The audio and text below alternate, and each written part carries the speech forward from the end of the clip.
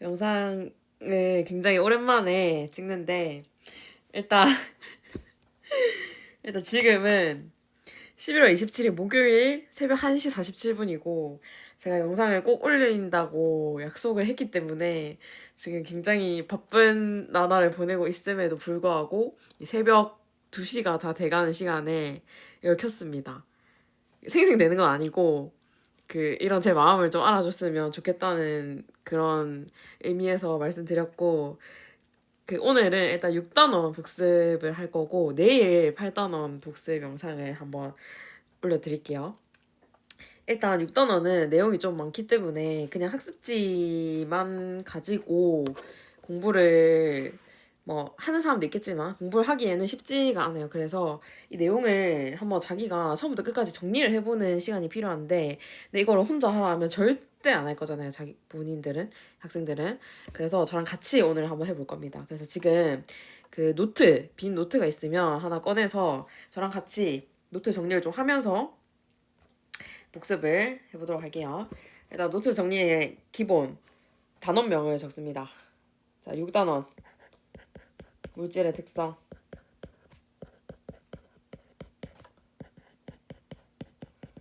자, 물질의 특성은 크게 두 가지 단원으로 구성이 되어 있는데 첫 번째는 우리가 물질의 특성을 배우는 특성 종류 여러 개 나오는 단원이 있고 두 번째는 이 물질의 특성을 이용해서 여러 혼합물을 분리하는 단원이 있습니다.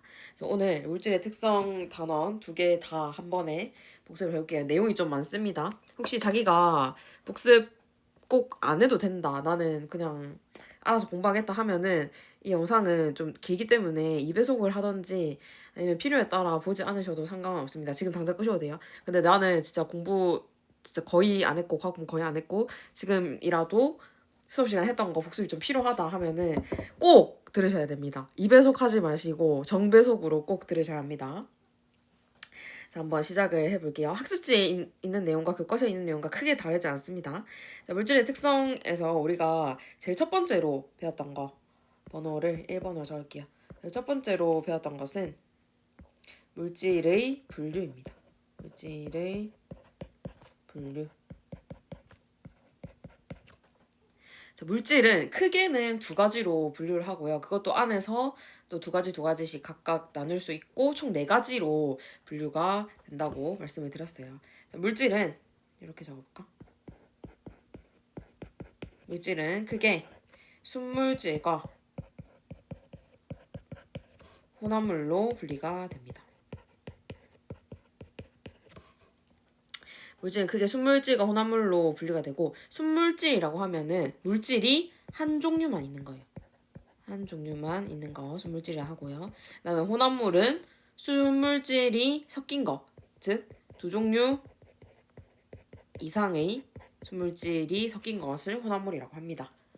간단하게만 적어볼게요. 그다음 이 순물질은 또 두 개로 나눌 수가 있습니다. 순물질에서는 호돈소 물질과 그 다음에 화합물이라는 것이 있어요. 화합물. 호돈소 물질은 이름만 딱 봤을 때도 알겠지. 원소 하나로 된 물질이 호돈소 물질이. 원소 한 종류로 이루어진 물질. 그 다음에 화합물은 그럼 호돈소 물질 외의 것들이겠죠. 원소 두 종류 이상으로 이루어진 물질입니다. 그 다음 혼합물도 두 개로 나눌 수 있는데 혼합물은 좀 더 쉬워요. 균일 혼합물과 불균일 혼합물로 나눌 수가 있습니다. 불균일 혼합물. 혼합물은 이름만 딱 봤을 때도 두 종류 이상이라고 했고 당연히 안에 섞여 있겠죠. 맞죠? 두 종류 이상이 막 나눠가지고 있진 않겠지. 근데 섞여 있는 비율이 균일 혼합물은 골고루 섞였다. 여기다 안 적을게. 미안해. 고르게 섞였고 그다음 불균일 혼합물은 고르지 않게 섞인 거겠죠. 됐죠? 요 정도로만 정리를 하겠습니다. 근데 이거는 사실 정의를 아는 것보다 물론 정의를 아는 것도 중요한데 이 예시들이 어떤 거인지를 알아야지 나중에 내가 이거를 봤을 때 시험 문제에서 마주쳤을 때 아, 이거는 이런 예시들이 있었지. 그럼 이거는 한 종류일까? 이거 두 종류일까? 이런 걸 생각을 해낼 수가 있습니다. 일단 제일 기본적으로 분류를 해야 될 것은 순물질이라고 하면 우리가 내가 생각했을 때 우리 1단원에서 배운 내용 내가 생각했을 때 이걸 화학식으로 적을 수 있을 것 같다 하면 순물질이에요. 예를 들어 물이라는 거. 물은 화학식으로 적으면 H2O죠. 화학식으로 적을 수 있겠지. 이거는 순물질이야. 그 다음에 이산화탄소. 이산화탄소 화학식으로 적을 수 있습니까? 적을 수 있겠죠. 이때까지 많이 했죠. CO2죠. 적을 수 있어요. 순물질입니다. 그러면 식초. 식초 생각해보세요. 식초 화학식으로 적을 수 있을까? 식초라고 하면 바로 생각나진 않지. 식초가 뭐지? 약간 이런 생각이 들죠. 공기. 공기 화학식으로 적을 수 있습니까? 공기 화학식으로 어떻게 적지? 이런 생각이 들죠. 공기라고 해서 무조건 O2는 아니죠. 산소가 공기의 대부분이긴, 대부분도 아니잖아, 맞지? 산소가 공기 20%이긴 하지만 산소를 무조건 공기라 할 수는 없잖아. 공기라고 하면 화학식 모르겠는데. 소금물 화학식 알겠어요? 소금물 화학식 모르겠죠? 모르겠는데. 흙탕물 아시겠어요? 모르겠죠. 암석 아시겠어요? 모르겠죠. 이런 식으로 내가 어떤 물질을 딱 떠올렸을 때 이거 화학식으로 적을 수 있을 것 같은데? 라고 하면 순물질이에요. 이런 것들은 한 종류의 물질로만 이루어져 있어서 화학식이 바로 튀어나올 수 있습니다. 아까 예를 들어서 말했던 물, 이산화탄소 이런 거. 그 다음에 대표적인 또 순물질은 금속 같은 거. 예를 들어 금, 은, 구리, 철 이런 애들 전부 다 순물질입니다. 근데 그 안에서도 이제 우리가 나누기로 했으니까 한번 예시들을 살펴볼게요. 순물질 안에서도 원소 한 종류로 이루어진 물질을 호던수 물질이라 하는데 호던수 물질은 대부분 금속이에요. 금속. 대부분 금속. 뭐 철이라든지 구리라든지 등등. 아까 금, 은 이런 것도 마찬가지고. 그 다음에 또 특이한 게 산소. 산소는 화학식으로 쓰면 O2가 되네. O2. 근데 얘는 원소 자체 개수는 원자의 개수는 O 두 개잖아. 맞지? 근데 원자 자체의 개수는 두 개지만 종류가 한 종류잖아. 산소 원자 한 종류. 맞지? 그래서 얘는 호던수 물질에 속합니다. 그 다음에 화합물의 예시는 좀 더 많아요. 물, 그다음에 이산화탄소, 또 뭐 메테인 등등등. 에탄올 이런 것도 화합물이 될 수도 있겠죠. 에탄올은 화학식으로 적을 수 있습니다. 이런 거 화합물이 될 수 있고. 그 다음에 균일 혼합물 어떤 게 있을까? 아까 내가 예시로 말했던 것 중에 식초, 그 다음에 공기, 그 다음에 이건 수업 시간에 했던 건데 바닷물. 바닷물 같은 경우도 우리가 일반적으로 생각하면 염분비 일정 법칙에 의해서 전부 다 물질이 골고루 섞여 있죠. 그래서 바닷물 같은 것도 균일 혼합물로 봅니다. 또 뭐 어떤 게 있을까? 탄산음료. 탄산음료 같은 것도 우리가 탄산음료 먹는 부위에 따라서 맛이 다르진 않잖아요. 전부 다 균일하게 섞여 있다고 봅니다. 탄산음료. 이런 것들을 균일 혼합물이라 보고, 이런 거 말고 딱 봐도 불균일할 것 같은 거. 뭔가 침전물이 있을 것 같다 싶은 거. 흙탕물. 흙탕물 이런 거 있죠. 그 다음에 또 뭐 있을까? 불균일할 것 같은 거. 암석. 이런 거. 이런 게 불균일 혼합물에 속합니다. 잘 기억을 해두시고 뭐 이번 시험에는 어떤 문제가 나올지는 잘 모르겠지만 일단 기본적으로 우리가 물질을 분류한다는 거는 이거는 무조건 알고 있어야 됩니다. 기본적으로 물질의 분류는 알아둬야 되고 내가 호던수 물질, 화합물, 균일 혼합물, 불균일 혼합물 이런 것까지 모르겠다 하면 순물질이냐 혼합물이냐 요것만이라도 알고 있어야 돼. 이 물질 딱 봤을 때 이게 화학식으로 적을 수 있다. 순물질이냐 확실히 못 적겠다. 혼합물이냐. 이 정도만으로도 구분을 좀 해주셨으면 좋겠습니다. 물질의 분류 한번 해봤고 지금 완전 초반에 한 10% 정도 되는 10%도 아니구나. 한 5% 정도 되는 내용을 했는데 굉장히 좀 오래 걸렸죠. 두 번째 빠르게 넘어가 보겠습니다. 두 번째로는 이 물질의 특성이라는 단어를 배우려면 물질의 특성이라는 게 뭔지 물질의 특성의 정의를 알아야 돼요. 일단 물질의 특성이 되려면 적어볼게. 물질의 특성이 되려면 이거 중요하니까 색깔펜을 좀 적어보겠습니다. 첫 번째, 이 물질의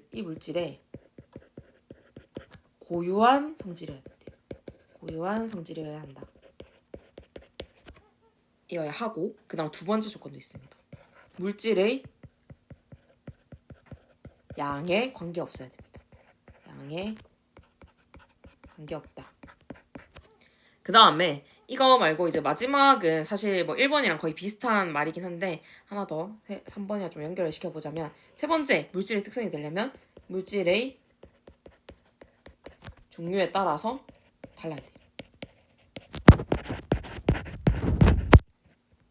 달라야 함. 이 정도 조건이 있고 물질의 특성이라고 하면 당연히 물질의 양에 관계없이 그 물질이 나타내는 고유한 성질들을 물질의 특성이라고 합니다. 우리가 지금 배워야 하는 물질의 특성 여러 개만 한번 살펴볼게요. 일단 첫 번째 밀도 이런 게 있고요. 그 다음 두 번째 용해도 이런 게 있고요. 그 다음에 또 배웠던 거 뭐 있을까? 끓는 점, 녹는 점, 어는 점 이런 것들 우리가 배우는 물질의 특성입니다. 그래서 밀도, 용해도, 끓는 점, 녹는 점, 어는 점 이런 애들이 나오면은 무조건 물질의 특성이구나. 지금 물질의 특성에 관한 문제를 묻고 있는 거구나 이렇게 생각을 해주면 됩니다. 그 다음에 여기서 조금 이어서 가보자면 밀도 같은 걸로 물질을 분류할 수가 있죠. 물질의 특성이니까 물질 종류에 따라 다르잖아. 그러면 물질을 분류할 수 있는 거예요. 그래서 밀도차에 의한 분류할 수 있고 용해도도 물질의 특성이니까 물질의 종류에 따라 다르잖아. 그러면 물질을 분류할 수 있겠죠. 혼합물에서 각 안에 들어있는 순물질끼리 분류를 할 수 있겠죠. 용해도를 이용한 물질의 분류를 세 글자로 재결정이라고도 합니다. 그래서 용해도라는 것은 재결정이라는 방법을 통해서 물질을 분류할 수 있고요. 그다음에 끓는 점, 녹는 점, 어는 점을 가지고도 물질을 분류할 수 있습니다. 그 중에 끓는 점을 사용하는 물질의 분류법을 우리가 증류라고 했죠. 이런 것도 배웠습니다. 이런 식으로 연결을 좀 지어서 생각해주면 되겠다. 됐죠? 그리고 수업 시간에 말했는데 온도 같은 거는 물질의 양에는 관계없지만 고유한 성질이 아니기 때문에 물질의 특성이 안 된다고 했죠. 이런 식으로 물질의 특성이 되려면 고유한 성질이면서도 양에 관계없어야 된다. 이 두 가지 조건을 모두 만족해야 된다라는 거 알고 계시면 좋을 것 같습니다. 자, 이제 세 번째로는 물질의 특성을 좀 낱낱이 사사치 살펴보겠습니다. 첫 번째는 밀도예요. 밀도는 우리 과학에서 밀도를 정의할 때는 단위 부피당 질량이라고 하는데 쉽게 그냥 밀도를 계산하는 식을 하나 외워봅시다. 부피분의 질량 이렇게 표현을 해줍니다. 우리는 부피분의 질량. 예를 들어 부피가 2mm고 질량이 1kg야. 그럼 밀도는 예를 드는 거니까 적지 않으셔도 됩니다. 그럼 밀도는 2분의 1, 0.5 kg per 밀리리터. 여기서 퍼는 이 나누기를 뜻하는 건데 사실 이 분수 표시랑 똑같아요. 분수 표시를 일자로 적어준 거야. 분수 표시를 아래 위로 분수로 적지 않고 일자로 적어주면 이렇게 퍼라고 적을 수 있습니다. 어쨌든 0.5 이렇게 구할 수 있지. 우리가 밀도를 구할 때 부피분의 질량이라고 하는 것은 질량 나누기 부피를 했다는 뜻이. 그러니까 1 나누기 2를 했다는 뜻이지. 그래서 0.5가 나온 거죠. 이런 기본적인 나눗셈을 좀 알고 있어야지 밀도 문제를 잘 풀 수가 있을 겁니다. 밀도는 대부분 계산하는 거기 때문에 이런 거를 잘 알고 계셔야 돼요. 다시 밀도로 돌아와서 밀도는 물질의 특성 중에 하나예요. 그러니까 당연히 물질의 종류에 따라 다르고 양에 관계없이 일정하겠죠. 물질의 고유한 성질입니다. 그래서 물질의 특성이고 그다음에 밀도는 계산하는 것도 중요하지만 이 의미를 아는 게 중요해요. 만약에 밀도가 큰 물질과 밀도가 작은 물질이 같이 있다면 큰 물질이 가라앉을까요? 작은 물질이 가라앉을까요? 그치. 항상 밀도가 큰 물질이 가라앉습니다. 이런 특징을 하나 기억해두면 돼요.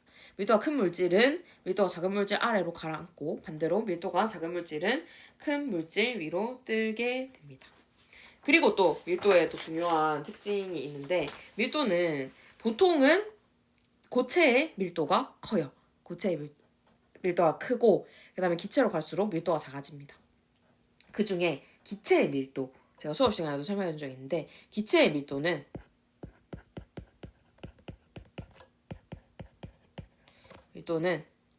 온도와 압력에 따라 달라질 수 있다. 달라짐. 이 정도로만 정리를 하겠습니다. 어떻게 달라지는지는 수업 시간에 잠깐 얘기를 해줬으니까 다시 복습을 해보시면 됩니다. 그리고 또 중요한 거, 밀도는 혼합물에서 또 밀도가 달라져요. 혼합물의 밀도. 아까 밀도가 물질의 특성이라 했잖아. 그래서 물질마다 전부 다 밀도가 똑같다고 했죠. 근데 혼합물이 되면 어떻게 된다? 밀도가 달라진다. 예를 들어 그냥 물일 때랑 물 안에 소금을 넣어서 소금물이라는 혼합물이 되었을 때는 밀도가 달라져요. 그래서 그냥 물일 때보다 소금을 녹이면 녹일수록 밀도가 커지게 됩니다. 이런 식으로 혼합물은 혼합되는 비율에 따라 밀도 값이 달라집니다.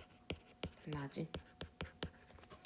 요 정도 밀도의 아주 중요한 특성이었습니다. 이거 외에는 밀도 같은 거는 부피와 질량이 주어져 있으면 이 밀도를 구하는 거, 이런 연습은 제가 학습지 5페이지에 있거든요. 밀도를 구하는 연습. 여기 보면 여기 좀 적어줄까? 페이지 5에 그 질량 부피 그래프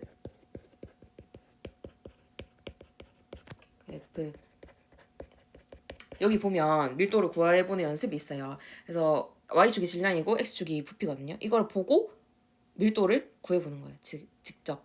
내가 수업 시간에 그때 영상으로 해줬더라도 쌤이 학습지 검사하면서 보니까 안 된 애들이 좀 있더라고요. 자기가 스스로 구해보세요. 이걸 뺏겨서 적는 게 중요한 게 아니라 내가 이거를 아무리 간단한 나눗셈이어도 4 나누기 2여도 2 나누기 2여도 이걸 내가 직접 해보냐 아니면 그냥 눈으로 보고 뺏겨 적냐, 이건 진짜 차이가 있습니다. 그래서 꼭 이 정도 수준의 문제를 풀어보시는 걸 추천하고, 그 다음에 밀도를 항상 구하면 늘 신경 써야 할 거, 밀도를 구했을 때 늘 신경 써야 할 거, 이건 내가 별표를 줘야겠다. 밀도를 구하면 반드시 단위를 적을 것. 꼭 중요하게 이거 머릿속에 늘 넣고 있어요. 밀도뿐만 아니라 그 과학에서는 모든 그 숫자 값에 단위가 있잖아요. 수학이랑 다르잖아, 맞지? 수학에서도 물론 문제에 따라 단위를 붙여야 될 수 있겠지만 과학은 그냥 푸는 건 없어. 그냥 숫자 답이 2다, 그냥 4다, 이런 답은 없습니다, 맞죠? 무조건 단위가 있어야 됩니다. 어떤 물질의 특성에 대한 값이기 때문에 단위가 반드시 필요합니다. 그래서 꼭 잊지 말고 적어주시길 바라겠습니다. 그리고 밀도 문제 또 6페이지에도 많거든요. 6페이지에 뭐 1, 2번 같은 문제 전부 다 계산하는 문제죠. 부피 질량을 보고 이런 것도 꼭 한번 해보셨으면 좋겠어요. 이제 다음 장으로 넘어가자. 다음 장 4번 용해도입니다. 용해도. 진짜 어려우면서도 뭔가 좀 중요한 게 나왔죠. 용해도를 구하라는 문제는 잘 없어요.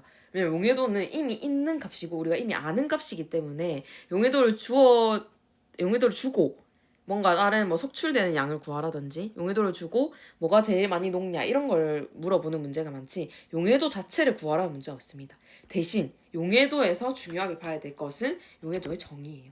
용해도의 정의를 무조건 알고 있어야 돼. 용해도는 어떤 특정한 온도에서 이건 생략할게요. 이 말은 용매 100g에 최대로 녹을 수 있는 용질의 양을 용해도라 합니다. 용질의 양. 당연히 용질의 양도 g으로 나타내 주겠죠. 그래서 어떤 온도에서 용매 100g에 최대로 녹을 수 있는 용질의 양을 우리가 용해도라고 불러요. 그러면 용해도는 그 어떤 온도에서라는 조건이 있으니까 같은 온도에서, 그다음 같은 용매에서는 항상 용해도가 일정하겠죠. 어떤 물질에 대해서. 물질마다 다 고유한 값이기 때문에 당연히 얘도 물질의 특성이 됩니다. 근데 여기 정의에서도 말했듯이 어떤 온도에서라 했기 때문에 온도에 따라 용해도가 달라지게 되겠죠. 그래서 용해도는 온도에 굉장히 영향을 많이 받는다. 그 다음에 고체이냐 기체이냐에 따라서도 용해도가 좀 달라질 수 있다. 첫 번째, 고체의 용해도 먼저 보겠습니다. 고체의 용해도. 고체의 용해도 했을 때 우리가 제일 먼저 생각해야 될 것은 용해도 곡선이에요. 용해도 곡선이 나오면 무조건 이거 고체구나, 고체가 물에 녹았을 때 어떻게 되는지를 나타낸 게 용해도 곡선이구나, 이걸 생각해주면 됩니다. 그래서 용해도 곡선은 그 생각해보면 이렇게 생겼잖아. 이거 안 그려도 됩니다. 약간 대부분 이렇게 생겼잖아요. 이런 거 기억나죠? 막 이런 식으로 돼 있던 거. 맞지? 그러면 온도가 높아지면 높아질수록 용해도가 높아지겠죠. 맞죠? 그래서 고체의 용해도는 온도에 비례하여 변화하게 됩니다. 씌울게요. 왜 계속 이렇게 가냐? 자, 고체의 용해도는 간단하게 정리해봅시다. 온도가 높을수록 증가한다. 고체 용해도는 온도가 높을수록 용해도가 증가한다. 이렇게 적어주시면 됩니다. 자, 지금 학습지 8페이지 한번 펴볼까요? 학습지 8페이지. 8페이지에 용해도 곡선이 나오거든. 용해도 곡선 해석하기가 나오죠. 이거 조금 어려운데 제가 수업 시간에 이미 해줬지만 그래도 모를 수 있기 때문에 한 번 더 좀 해드리겠습니다. 대신에 이 곡선을 너희가 그릴 수는 없잖아요. 그래서 이걸 보면서 그냥 한번 학습지랑 내 노트랑 자기가 쓰는 노트랑 보면서 한번 따라와 보세요. 나는 이거를 좀 보면서 해야겠다. 어디 갔니? 여기 있다. 자, 저는 이거를 좀 캡처를 해보겠습니다. 너희는 못해서 안타깝다 맞지? 아이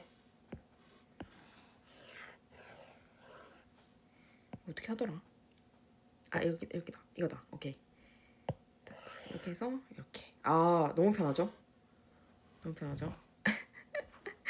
자, 이거를 좀 가져와서 저는 설명을 해볼게요.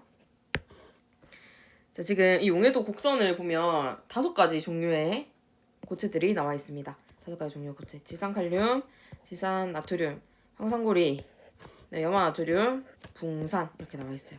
지금 이 5가지 고체는 모두 다 온도에 따라 용해도가 어떻게 되고 있어? 온도에 따라 용해도가 증가하고 있죠. 염화나트륨도 일자처럼 보이지만 여기 살짝 증가하고 있습니다. 이렇게 살짝 올라가고 있죠. 보이죠? 이게 눈에 보여야 됩니다.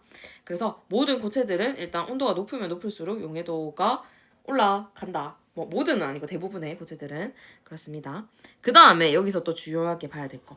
이 용해도 곡선의 그래프의 기울기가 중요해요. 기울기. 아까 좀 전에 말했듯이 염화나트륨은 거의 비슷하잖아. 기울기가 작다는 뜻이죠. 그럼 거의 비슷하다는 것은 염화나트륨 온도에 따른 용해도 차가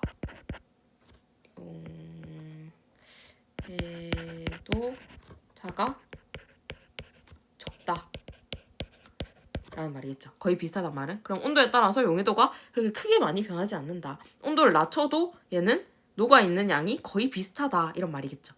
맞죠? 이걸 가지고 석출에 대한 힌트를 얻을 수 있습니다. 그 다음에 1번 봅시다. 지산칼륨. 얘는 어때? 그래프 기울기가. 이 염화나트륨에 비해서 엄청나게 기울기가 차이가 많이 나죠. 그럼 온도에 따른 용해도 차가 크다는 말이겠죠. 온도에 따른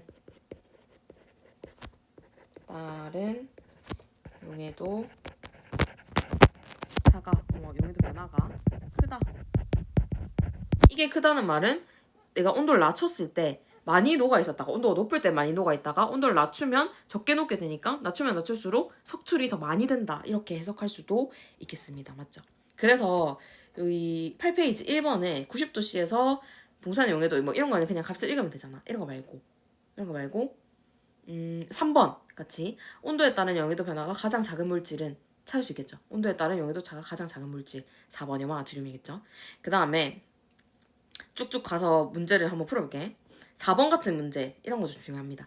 70도씨 물 100g에 5가지 물질을 포화 용액이 되도록 녹인 후. 여기 이 아주 짧은 문장 안에 굉장히 어려운 말이 많죠. 70도씨 물 100g에 이 5가지 물질을 포화 용액이 되도록 녹였대. 포화 용액이라는 건 뭘까요? 내가 이 물 안에 용질이 최대로 녹을 수 있을 만큼 다 녹았다는 겁니다. 포화 용액.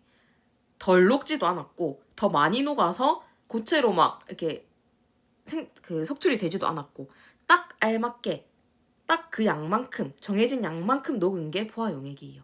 근데 정해진 양 하면 생각나는 거 있지 않습니까? 앞에 뭘 봤어 우리가? 용해도라는 거 봤잖아. 용매 100g에 최대로 녹을 수 있는 딱 알맞게 최대로 녹을 수 있는 용질의 양이야. 그래서 용해도만큼 녹았다라는 것은 포화용액이다라는 뜻이. 포화용액이란 말이 나오면 얘는 지금 용해도에 딱 알맞게 녹았구나 이렇게 생각하면 돼요. 그러면 4번 문제 해석할 수 있겠지. 70도씨 물 100g에 이 5가지 물질을 포화용액이 되도록 녹였단 말은 용해도만큼 딱 알맞게 녹였단 말이에요.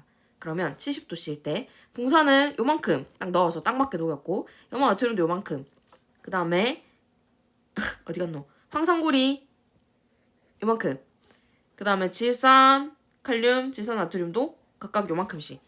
맞지? 이렇게 딱 알맞게 녹였다는 거예요. 더 넣지도 않았고 덜 넣지도 않았고.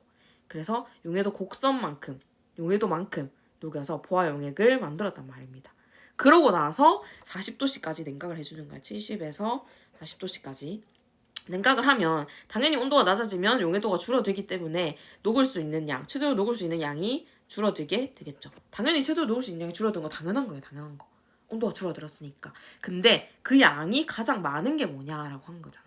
그 양이 가장 많은 것은 뭘 보면 된다? 그래프의 기울기를 보면 된다. 기울기가 가장 크면 클수록 얘는 온도가 높을 때 많이 녹아 있다가 온도를 낮추면 낮출수록 더 적게 녹게 되죠. 용해도 차가 크잖아 그만큼. 그러면 석출되는 양도 이만큼 많다는 거야. 석출되는 양이 이만큼이에요. 석출되는 양. 수업 시간에 설명한 게 이 포인트입니다. 석출된 기울기가 크면 클수록 그만큼 온도를 낮췄을 때 더 많이 석출이 된다. 그래서 이 석출되는 양을 구할 때는 이때 용해도 값을 읽고 이때 용해도 값을 읽어서 구하면 된다고 그때도 말씀을 드렸습니다. 이 값을 읽는 거는 지금 당장은 숫자가 정확하게 안 나와 있어서 잘 모르겠지만 나중에 시험 문제에 낼 때는 제가 낸다면 숫자를 정확하게 좀 적어가지고 내주도록 하겠습니다.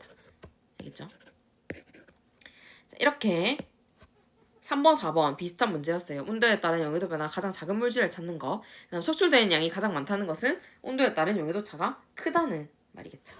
여기 하나 더 적어볼까? 석출되는 양이 많다. 이렇게도 해석할 수 있다. 됐죠? 그 다음에 이제 또 잘 중요하게 봐야 될 것은 5번, 6번이에요. 5번, 6번 같은 8페이지 5번, 6번 같은 문제는 좀 어려운 문제예요. 왜냐하면 숫자를 가지고 계산을 해야 되니까. 근데 한 번만 딱 연습을 해보면 그렇게까지 어렵지 않거든요. 일단 5번 먼저 볼게요. 자, 80도씨 물 50g에 80도씨를 했으면 무조건 이 그래프를 딱 봐줘야 돼. 80도씨 물 50g에다가 질산 나트륨을 녹였대. 다른 거 다 필요 없고 요 2번 그래프, 갈색깔 그래프 볼게요. 80도씨 요거죠, 요거. 요만큼. 포화 용액이 되도록 녹인 다음에 60도씨까지 냉각을 시켰다 합니다. 얼마 냉각 안 시켰네. 60도씨까지 냉각을 시켰대요. 자, 그러면 80도씨일 때 용해도를 찾고 그다음에 60도씨일 때 용해도를 찾아야 돼. 근데 80도씨일 때 포화 용액이 되도록 녹였다는 말은 용해도만큼 전부 다 녹였단 말이겠죠. 맞죠? 그럼 80도씨일 때 용해도 한번 찾아볼게. 80도일 때 용해도 제가 그때 수업 시간에 읽을 때 아마 147로 읽어줬을 거거든요. 물 100g당 147g 녹는 것이 이 용해도라고 했습니다. 그 다음에 이제 60도씨까지 냉각을 시켰다 했으니까 60도씨일 때 용해도도 찾아줘야겠죠. 60도씨일 때 용해도. 이것도 내가 읽어줄 때 125로 아마 읽었을 거예요. 125g. 물 100g당 125g. 이거 읽는 거는 그냥 이렇게 왼쪽으로 가서 이렇게 쭉 읽으시면 됩니다. 제가 임의로 읽은 거예요. 이게 만약에 문제 나온다면 그때 몇 번, 여러 번 말했듯이 정확한 값을 딱 읽을 수 있게 드릴 겁니다. 뭐 그게 중요한 건 아니고 그래서 이렇게 읽었어. 일단 80도씨일 때랑 60도씨일 때 각각 용해도를 이렇게 읽었어요. 그럼 석출되는 양을 구하려면 원래 최대로 요만큼 녹아있다가 나중에 온도를 낮추니까 요만큼밖에 못 녹는다 이렇게 해석을 하면 되죠. 그러면 원래는 이 질산 나트륨이 맞지? 질산 나트륨이 147g까지 녹아 있었어. 물 100g 안에. 근데 온도를 낮추니까 125g밖에 못 녹는 거야. 최대로 녹는 양이 용해도가 125니까 최대로 녹는 양이 125로 줄어든 거예요.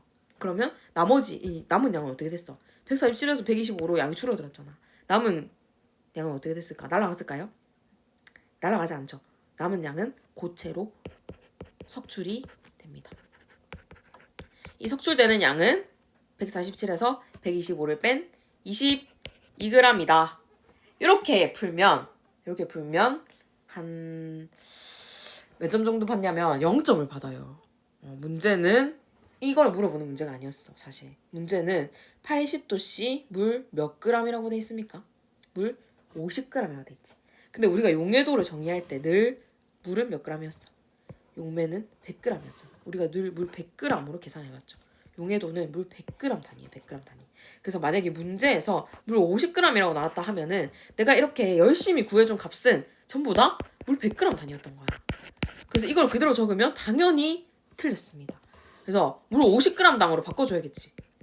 그럼 물 100g당 22g 녹으니까 물 50g당은 11g 녹는다. 이렇게 계산을 해주면 완벽합니다.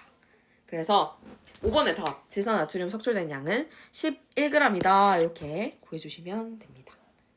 됐죠? 이 문제는 이제 용해도 문제 상중하 중에 하 정도 되는 문제였어요. 하. 계산하는 문제 중에 가장 쉬운 경우.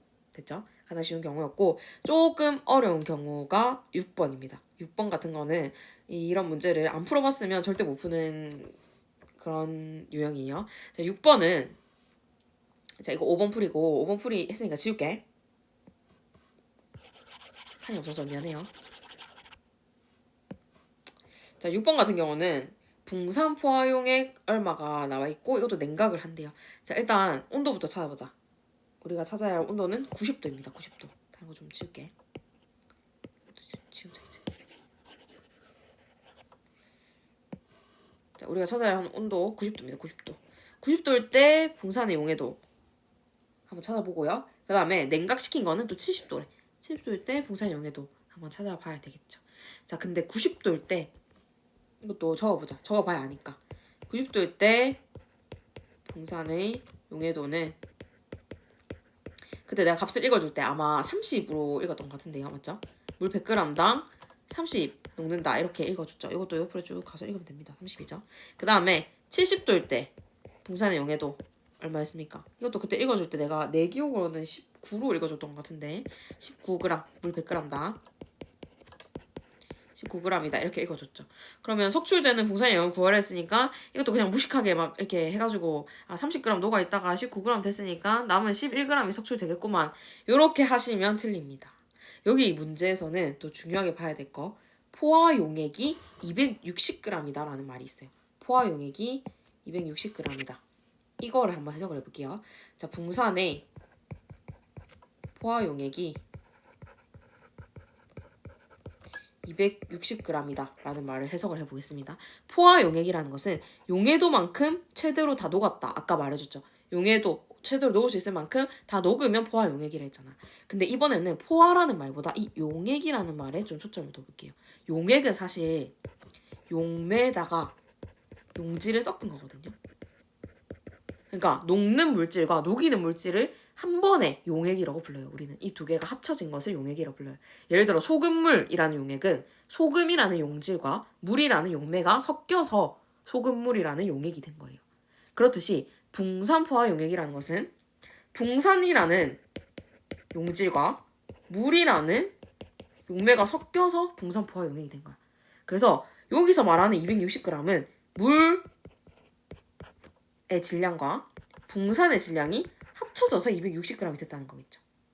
이거를 이제 캐치해내면 문제 다 풀었습니다. 그러면 우리가 90도실 때 붕산 용해도가 물 100g당 30g인 거 알고 있잖아. 그러면 원래는 물 100g에 30g 정석으로 섞여 있다면 130g이 나와야 되지. 근데 아니지. 얘는 260g 돼 있다 했지. 문제에서 260g을 가지고 실험했다 했잖아요. 맞죠? 문제에서. 그러면 130g이 260g이 되려면 어떻게 해줘야 될까? 당연히 물도 200g 2배씩 늘면 되겠죠. 붕산도 60g 이렇게 2배씩 늘면 260으로 딱 맞게 되겠죠. 요거를 찾아주시면 됩니다. 그래서 5번에서는 물 50g당 우리가 석출되는 양을 구했다면 6번에서는 물 200g당 석출되는 양을 구하는 문제였어요. 똑같은 문제, 비슷한 문제이지만 표현을 이렇게 다르게 할 수 있습니다. 알겠죠? 그래서 물 200g당 붕산이 지금 60g 녹아 있습니다, 선생님. 그래서 여기서 석출되는 양을 구해주십시오, 선생님. 이렇게 말해주는 겁니다. 그러면 아까 우리가 구했던 석출되는 양 기억납니까? 이거 정석으로 그냥 물 200g이지 안 찾고 바로 구하면 내가 말했잖아. 속출된 양은 이 둘의 차이인 11g이라고. 물 100g당. 물 100g당 11g 속출이 되는데 우리는 알잖아 지금. 우리가 사용한 물은 200g이라는 걸. 그래서 물을 200g당으로 하면 22g이 속출된다. 이렇게 구할 수가 있습니다. 됐지요? 어렵지 않지요? 5번과 6번은 굉장히 비슷한 문제였습니다. 비슷한 문제지만 말을 좀 다르게 그냥 바로 5번에서 물 50g이라는 문제를 내놓고 6번에서 물 200g이라는 문제를 똑같은 걸로 물질만 바꾸어서 낸다고 해서 이걸 너희가 완벽하게 이해했다고 판단할 수 없잖아. 그래서 이렇게 용어를 다르게 써주는 거예요. 비슷한 문제이지만. 아 너무 힘들다. 그리고 이거를 좀 지워볼게요. 아 이거 지우는 거 아니구나. 이걸 좀 지워볼게요. 자, 이걸 좀 지우고 1번에 고체의 용해도 했으니까 이제 고체 말고 다른 것의 용해도를 좀 볼 차례인데 두 번째로는 기체의 용해도입니다. 기체의 용해도. 미안해. 기체의 용해도.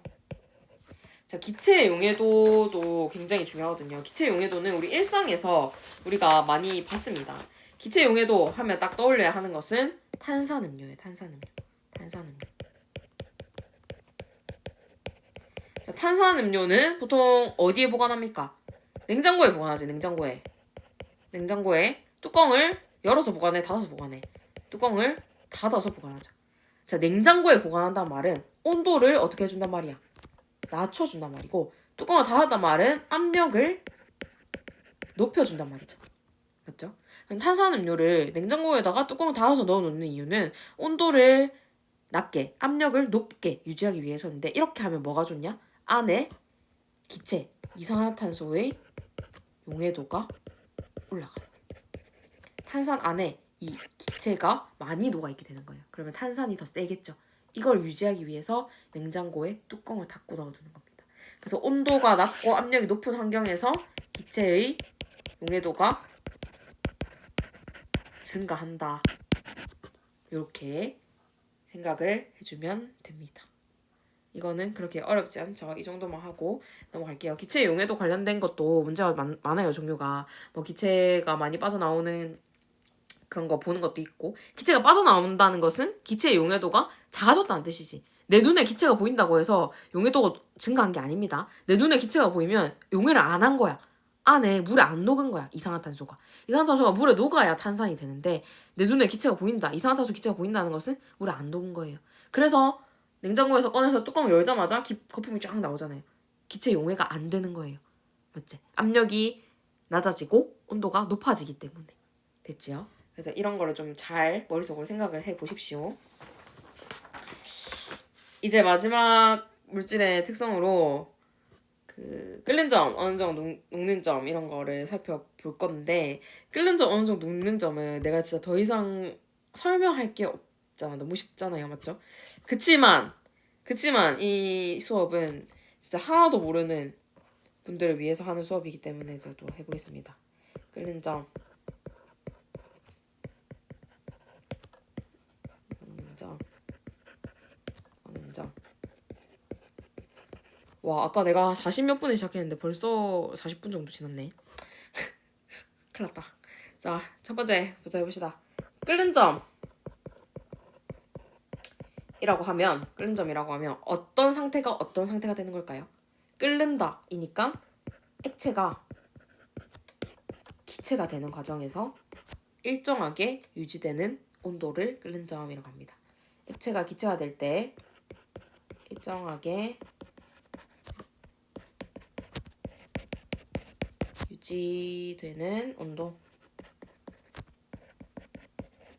이것을 끓는 점이라고 한다. 근데 무조건 이렇게만 알고 있으면 조금 헷갈릴 수 있겠죠. 왜냐하면 혼합물에서는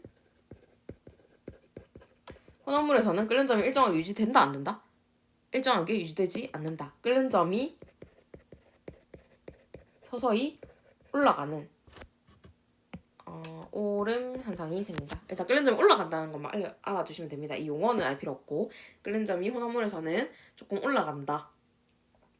이런 거 보시면 되고, 그 다음에 이 끓는 점이랑 비슷한 녹는 점 볼게요. 녹는 점은 녹는다는 거잖아. 뭐가 어떻게 녹는다는 거야. 얼음이 물로 녹는다 이렇게 되잖아요. 얼음은 고체죠. 물은 액체죠. 고체가 액체가 될 때 이번에도 또 일정하게 유지되는 온도를 녹는 점이라 합니다. 근데 얘도 마찬가지로 혼합물일 때는 이렇게 안 돼요. 그 다음에 세 번째 어는 점이에요. 어는 점. 어는 점은 언다잖아요. 물이 얼음으로 언다. 그러면 액체가 고체가 된다. 이렇게 생각하면 되겠죠. 액체가 고체가 될 때 일정하게 유지되는 온도. 얘도 마찬가지로 혼합물일 때는 일정하게 유지되지 않습니다. 이것도 적어보자면 혼합물일 때는 이번에는 아까 끓는 점은 온도가 올라갔는데 그 어는 점은 혼합물일 때는 냉각을 시키는 과정이기 때문에 그 냉각시키는 온도가 올라가진 않아요. 온도가 오히려 내려갑니다. 그래서 어는 점 내림이라는 표현을 써요. 어는 점 보통 내려갑니다. 근데 여기에서 주의하게 봐야 될 거. 녹는 점과 어는 점은 정의는 달라. 고체가 액체가 될 때냐, 액체가 고체가 될 때냐. 이 정의는 다르지만 사실상 그 값은 똑같아요. 온도 값은 똑같아요. 예를 들어 얼음이 얘를 이걸로 들어볼게. 얼음이 물이 되는 것을 우리가 녹는다 하잖아요. 얼음이 물이 되는 온도는 0도씨입니다. 근데 물이 얼음이 되는 거 언다고 하죠. 이 온도도 0도씨. 정의는 다르지만 녹는 점과 어는 점은 온도가 서로 같습니다. 그래서 한 물질의 녹는 점과 어는 점은 그 온도가 서로 같다. 따라서 혼합물에서 어는 점이 내림 일어나면은 녹는 점도 온도가 내려갈 수 있어요. 맞죠? 온도가 내려갑니다. 혼합물에서. 그리고 이렇게 끓는 점, 녹는 점, 어는 점 이 세 가지는 모두 공통된 물질의 특성 중에 하나이다. 물질 종류에 따라 당연히 다르고 물질의 고유한 성질, 양에 관계없는 고유한 성질인 물질의 특성이다. 이거를 알아두시면 되겠습니다. 그래서 끓는 점이 같은 어떤 뭐 A랑 B라는 물질이 있으면 이 물질은 그냥 같은 물질이에요. 같은 물질. 끓는 점이 같다면 대신에 끓는 점이 다르면 다른 물질이에요. 끓는 점 물질의 특성이기 때문에 이렇게 구분을 할 수가 있습니다. 그래서 뭐 10번에 문제 두 문제 있는데 그 1번 같은 문제는 꼭 한번 다시 풀어보시길 바랍니다.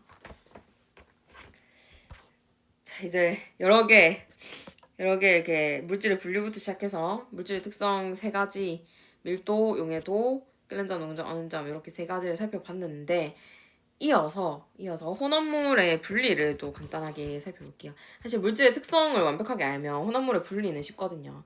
이 끓는 점, 녹는 점, 어는 점에 이어서 첫 번째로 혼합물의 분리 방법은 증류입니다. 증류는 물질의 특성 중 또 이러네. 끓는 점이라는 특성을 이용한 거예요. 끓는 점. 우리가 증류의 예시를 4가지를 가지고 수업 시간에 하나씩 조사해보는 활동을 했었죠. 그러고 나서 내가 영상으로 정리해주면서 이것 좀 정리해봐라 했는데 학습지 검사할 때 보니까 반은 안 하더라고요. 이 영상은 꼭 보셔야 됩니다. 그 안보 사원들은 지금이라도 가서 꼭 보시기를 바랍니다.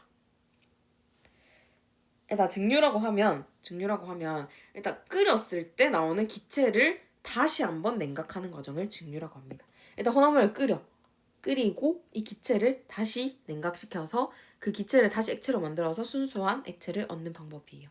이거를 대표적인 거는 물과 에탄올 혼합물 증류입니다. 우리가 수행평가에서는 뭐 식초, 아세트산 물 증류 이런 걸 했었는데 일단 가장 대표적인 물과 에탄올 증류를 좀 볼 건데 물과 에탄올 증류에서 주목해야 될 것은 이 가열곡선이에요. 가열곡선 내가 잘 그릴 수 있을지 모르겠지만 같이 한번 그려봅시다. 여러분도 자가 있다면 잘 들고 예쁘게 그래프를 한번 그려볼 건데 이 증류는 이렇게 적을까? 물, 에탄올, 혼합물, 증류.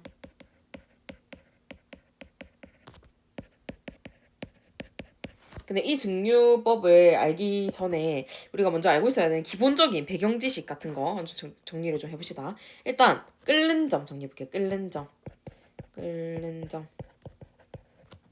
자, 끓는 점. 물은 100도씨가 끓는 점이에요. 근데 에탄올은 물보다 끓는 점이 낮아요. 78도. 그러면 서서히 가열을 하면서 끓이면 물이랑 에탄올 중에 먼저 끓어 나오는 게 뭘까? 당연히 끓는 점이 낮은 에탄올이겠지. 20도씨에서 시작해서 가열을 점점 온도를 높이다가 보면은 물보다는 에탄올이 빨리 끓겠죠. 78도니까 아무래도. 요 정도 아시면 되겠습니다. 이 기본 지식을 머리에 놓고 그래프를 그리면서 해볼게요. 가열 시간에 따른 온도 변화 0.5 찍어주고 뭐 0도씨부터 가열 시작하진 않고요. 보통 여기를 50도, 여기 100도라 하면 한 20도씨부터 시작하니까 여기부터 해볼게. 25, 50, 75, 100 이렇게 칩시다. 그래프를 그리려면 사실 뭐 이렇게 완벽하게 좀 해주면 좋겠죠. 저는 이런 거 좋아합니다. 25도씨에서 실온에서부터 시작해서 한번 혼합물을 쭉 끓여볼 건데, 아이고, 자 끓이다 보면 이렇게 온도가 올라갑니다. 이렇게 온도가 올라가다가 어느 지점에 도달해요. 이 지점은 에탄올의 끓는 점이에요. 한 78도 정도 되는 요쯤이라 쳐볼게. 자, 에탄올의 끓는 점에 도달하게 되면 이제 끓는 점이니까 온도가 어떻게 돼야 돼? 일정하게 유지돼야겠죠. 근데 사실 100% 일정하게 유지 안 됩니다. 왜냐하면 얘는 뭐였기 때문에? 혼합물이기 때문에. 아까 혼합물 말했어. 혼합물은 끓는 점이 좀 올라간다 했죠. 아직 에탄올이 안 빠져나갔어. 아직 혼합물 상태이기 때문에 78도에서 끓지만 조금 올라갑니다. 이렇게. 조금 올라가요. 심하지 않아요. 처음에 그 온도를 높이면서 끓을 때보다 심하지 않습니다. 그러다가 이게 내가 너무 과정해서 그랬나? 그 다음에 온도가 또 올라가요. 이번에는 에탄올이 다 끓어서 빠져나갔겠지. 다 끓어서 빠져나가고 물에 끓는 전까지 이렇게 온도가 확 오릅니다. 아까 처음에 온도가 올랐던 것처럼. 그러고 나서 물에 끓는 점 100도씨에 도달하게 되면은 이제 온도가 일정해져야 돼요. 근데 이때는 끓는 점 오른 현상이 발생하지 않고 그냥 온도가 일정합니다. 왜 그럴까? 에탄올은 이미 기체가 돼서 빠져나갔죠. 이미 에탄올이 빠져나간 이후부터는 혼합물이 아니지. 물 혼자만 남아있는 순물질이죠. 그렇기 때문에 이 구간에서는 온도가 달라지지가 않습니다. 이거 살짝 표시를 좀 이렇게 표시를 좀 해볼게요. 이렇게 좀 표시를 해보겠습니다. 자, 첫 번째로 끓어나갈 때 물이랑 에탄올을 이렇게 끓였잖아. 물과 에탄올 끓였잖아. 그럼 이때는 둘 다 액체 상태예요. 맞지? 끓이고 있으니까. 그 다음에 에탄올의 끓는 점 78도에 이렇게 도달했습니다. 78도입니다, 선생님들. 78도가 되면 에탄올을 지금 끓어나가야 되니까 뭐가 돼야 돼? 액체가 기체가 돼야겠죠. 근데 에탄올은 이때 모두 다 기체가 바로 되진 않아요. 액체 상태에서 서서히 기체 상태가 되고 있습니다. 그래서 에탄올은 액체도 있고 기체도 있는 거예요. 이게 중요한 포인트입니다. 액체도 있고 기체도 있다. 근데 물은 여전히 끓는 점을 도달 안 했으니까 그냥 여전히 액체예요. 물을 끓는 점 100도씨잖아. 아직 78도면 물은 안 끓잖아요. 그래서 아직 액체입니다. 그러고 나서 이제 에탄올 기체가 모두 빠져나가고 냉각이 되면서 여기 그 삼각 플라스크 또는 시험관에서 에탄올 액체로 만들어집니다. 냉각이 되면서 기체가 냉각이 되면 액체가 되죠. 에탄올 액체가 석출이 되고 석출이랑 좀 그렇고 일단 액체가 증류가 되고 그 다음에 남아있는 이제 물 이거까지 계속 끓일 때는 물은 아직 끓는 점 도달 안 했으니까 이때도 액체예요. 액체. 물은 액체. 그 다음에 뭐 에탄올이 있다면 에탄올은 기체 상태겠죠. 맞죠? 에탄올은 기체 상태에 남아있을 것이고 이제 100도씨가 됐을 때 물이 중요해. 100도씨가 됐을 때는 물의 끓는 점이 도달했기 때문에 물은 액체 상태도 있고 기체 상태도 있는 거예요.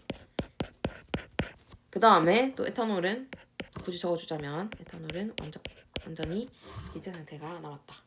이렇게 적어줄 수가 있습니다. 78도일 때 100도일 때 각각 어떤 물질이 어떤 상태인지 이런 거를 좀 중심적으로 봐주셨으면 좋겠습니다. 됐죠? 증류는 이 정도 하고 이제 넘어가 볼게요. 7번 밑에 바로 적어도 되겠지?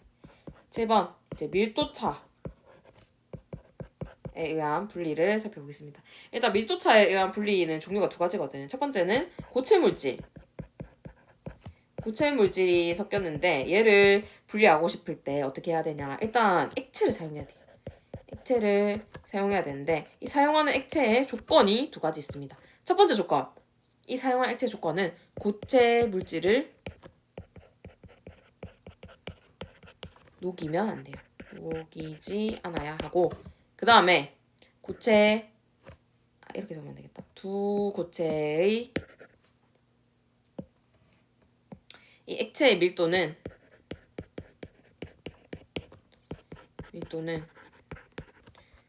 두 고체의 중간 정도 되면 분리를 할 수 있습니다. 13페이지 그림을 보면 밀도가 작은 물질 A, 큰 물질 B 이 두 개가 섞여 있을 때 이 A와 B의 중간 정도 밀도를 갖는 액체, 중간 정도이면서 고체 물질을 녹이지 않는 액체를 사용하면 작은 물질은 뜨게 되고 밀도가 큰 물질은 가라앉게 되겠죠. 이런 식으로 분리를 할 수가 있습니다. 이런 식으로 분리하는 대표적인 예시가 뭐 달걀 같은 거, 소금물로 달걀을 고르는 게 이런 식으로 분리하는 대표적인 예시예요. 근데 이거 진짜 미안한데 고체 했을 때 액체 사용 이거 1번으로 안 하고 진짜 미안해요. 1번으로 안 하고 이렇게 할게. 미안합니다. 그 다음에 만약에 액체 혼합물을 분리하고 싶다. 액체 얘를 밀도차로 분리하고 싶다라고 하면 이제 방법이 두 가지가 있습니다. 근데 이 액체 두 가지 중에 어떤 하나는 밀도가 클 것이고 어떤 하나는 밀도가 작을 거잖아요. 맞지? 일단 대표적으로 밀도가 큰 물질을 얻고 싶다라고 하면 분별 깔때기라는 걸 씁니다. 분별 깔때기. 요 13페이지 그림을 보시면 13페이지 2-가 그림을 보시면 분별 깔때기 나와 있죠. 이렇게 하면 밀도가 큰 게 가라앉잖아. 그래서 이 가라앉은 비용액이 코크를 열어주면은 비커로 딸려 나올 수가 있어요. 밀도가 큰 거를 얻기 위해서 보통 이렇게 씁니다. 근데 밀도가 작은 걸 얻을 때, 내가 밀도가 작은 걸 얻고 싶어. 밀도가 작은 액체를 얻어내고 싶으면 스포이트를 보통 씁니다. 스포이트를 씁니다. 쌤, 밀도가 큰 거, 밀도가 작은 거 할 때 분별 깔때기에서 뒤로 뭐 하면 안 돼요, 이렇게 하는데, 추천하지 않아요. 왜냐면 뒤로 하는 순간, 이제 밀도가 큰 게 이렇게 내려오겠죠. 이렇게 뒤로 꺾는 순간. 맞죠? 그러면 그냥 그렇게 할 바에는 스포이트에 담아가지고, 시험관에 담아가지고 스포이트를 이렇게 빼내는 게 더 쉽습니다. 맞죠? 분별 깔때기에서 바로 스포이트로 뺄 수도 있는데 그렇게 하는 것보다는 시험관에 하는 게 좀 더 안정적이에요. 분별 깔때기는 구멍이 많아가지고 이제 이걸 실험하기가 굳이 밀도 작은 것만 얻는데 굳이 분별 깔때기에 사용하진 않거든요. 그래서 이렇게 일반적으로는 큰 걸 얻을 때는 분별 깔때기에서 밑에 걸 따라내고 밀도가 작은 걸 얻을 때는 시험관에 담아서 스포이트로 위에 거를 덜어낸다. 이렇게 생각을 해주시면 됩니다. 이렇게 밀도차를 이용해서 분리할 수 있고 다 와갑니다. 이게 몇 번이고 이제 8번입니다. 8번은 재결정이라는 방법을 이용하는 거예요. 재결정은 아까 말했듯이 용해도라는 물질의 특성을 사용하는 것이고 아까 용해도에서 내가 용해도 곡선을 보면서 석출되는 물질 얻는 방법 이런 거 말해준 적 있죠. 똑같습니다. 재결정이라고 하면은 불순물이 섞인 고체 물질에서 불순물을 빼는 거 이런 거를 보통 재결정을 많이 하는데 그럴 때는 물에다가 높은 온도의 용매에다가 녹인 다음에 냉각시키면서 그 양이 많은 물질을 얻을 수 있거든요. 냉각시키면. 또는 용해도차가 큰 거나 작은 거 섞여 있으면은 용해도차가 큰 물질을 얻을 수 있거나 보통 이렇게 됩니다. 그래서 재결정 같은 경우는 어떤 물질을 얼마만큼 얻을 수 있는지 이걸 중점적으로 보시면 되겠어요. 여기 15페이지 탐구 있죠. 페이지 15 탐구 여기 보면 용해도차를 이용해서 혼합물 분리하기 이 실험이 나옵니다. 이 실험은 질산칼륨과 황산구리가 섞여 있는 그 고체 물질을 그 물질에서 어떤 물질을 얻기 위한 실험이에요. 근데 여기는 황산구리는 이 문제 잘 보면 1g 넣거든요. 1g. 1g을 얻으려고 이 실험을 할까요? 상식적으로 많은 양을 얻으려고 실험을 하는 거잖아. 그래서 질산칼륨을 얻을 수가 있거든요. 이 얻는 양을 구할 때는 여기 오른쪽에 나와 있는 온도 용해도 그래프를 보시면 됩니다. 그래서 원래 40도씨일 때 처음 녹였을 때는 질산칼륨 용해도가 각각 62, 그다음 황산구리는 30 이렇게 넣어준 양보다 훨씬 용해도가 컸기 때문에 무조건 다 녹을 수밖에 없어요.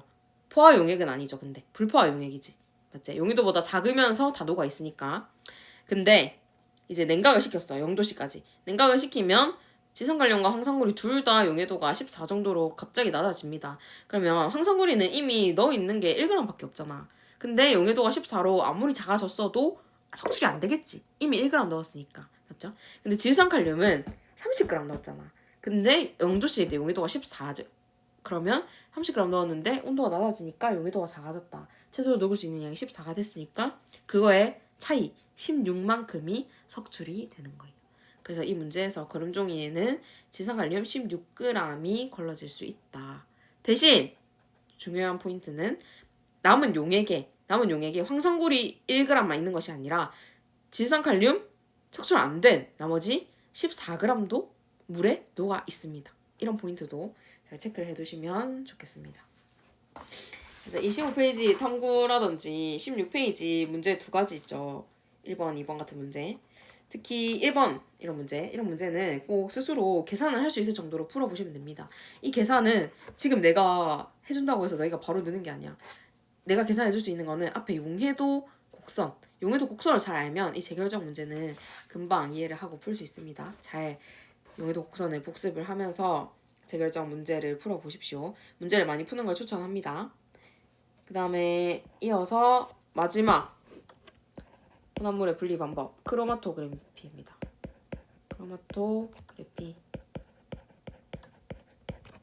크로마토그래피는 용매를 따라 용질이 이동을 하거든요. 이동하는 용질의 속도차로 분리를 합니다. 속도차를 이렇게 먼저 할게요. 이용하여 분리를 합니다. 이게 무슨 말이냐면 이렇게 종이가 있습니다. 종이가 있고 미안해. 자, 이렇게 종이가 있고 여기가 시작선이에요. 시작선. 네, 여기서 이제 잉크를 딱 찍어가지고 이제 분리를 하려고 하는데 모든 잉크는 안에 성분이 뭐 한 가지일 수도 있긴 하지만 이렇게 보통 검정색 잉크 같은 거는 두 가지 이상이거든요. 그래서 이렇게 좀 분리가 돼요. 분리가 되는데 어떤 성분은 요만큼만 가고 어떤 성분은 요만큼 갑니다. 이렇게. 이게 바로 속도차입니다. 여기서 물이 이렇게 잠겨 있는데 이 물을 따라서 잉크가 쭉 이동을 하잖아. 이동을 하다가 어떤 거는 같은 시간만 갔는데 어떤 거는 요만큼 멀리 갔고 여기 A라고 치고 여기 B라고 치면 어떤 거는 B는 더 멀리 갔잖아. 같은 시간 동안 이동을 했는데 근데 A는 조금밖에 안 갔죠. 그럼 B가 속도가 빠르다 이런 뜻이 되겠죠. A는 속도가 더 느리다 이런 게 되겠죠.